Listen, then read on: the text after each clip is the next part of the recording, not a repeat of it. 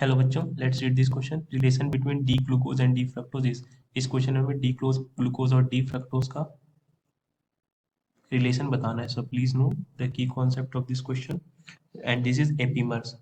तो एपीमर्स की बात करें तो epimers are carbohydrates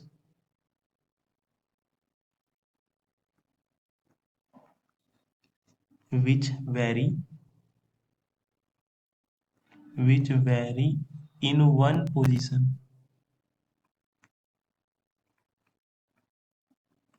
for the placement of OH group for the placement of OH group।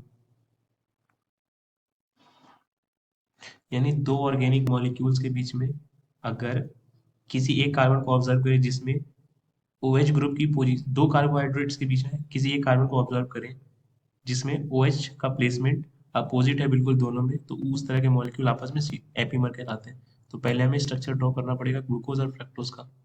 तो ग्लूकोज का स्ट्रक्चर होता है CH2OH 1 2 3 एंड 4। ये OH इधर, OH इधर, OH इधर, OH इधर, ये है ग्लूकोज।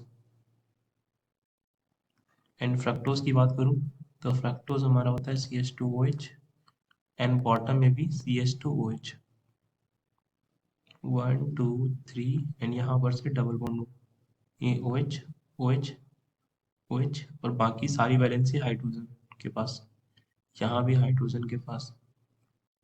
सो ये है हमारा फ्रक्टोज। इसी स्ट्रक्चर को हम डी फ्रक्टोज भी बोलते हैं। सो इन दोनों ही मॉलिक्यूल्स में हम देख सकते हैं फंक्शनल ग्रुप दोनों की डिफरेंट है। यहाँ पर ये एल्डिहाइडी ग्रुप है और यहाँ पर एक कीटोनिक ग्रुप है। तो दोनों का रिलेशन ये होगा कि दोनों एक दूसरे के फंक्शनल आइसोमर है।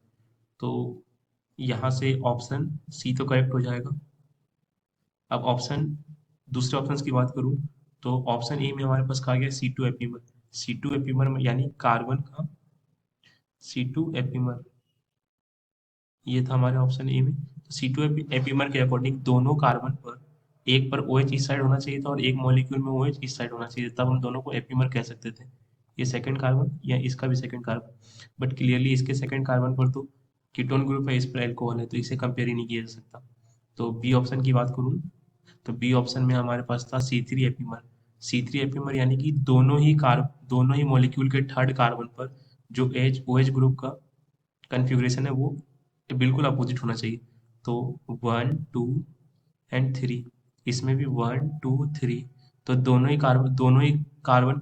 थर्ड कार्बन पर OH सेम साइड है, यानी ये दोनों C3 एपीमर तो नहीं है, यानी C3 एपीमर का भी चांस खत्म हो गया क्योंकि दोनों में ही OH इसी साइड थे। तो ये भी तो डी है हमारे पास पोजिशनल आइसोमर। पोजिशनल आइसोमर तभी होते हैं जब सेम फंक्शनल ग्रुप की बात करूं, तभी पोजीशन की मैं बात कर सकता हूँ। बट यहाँ फंक्शनल ग्रुप भी डिफरेंट है, इसलिए पोजिशनल आइसोमर भी हम चेक भी नहीं कर सकते। सो आई होप आपको ये कॉन्सेप्ट समझ आया स्टूडेंट्स। Thank you.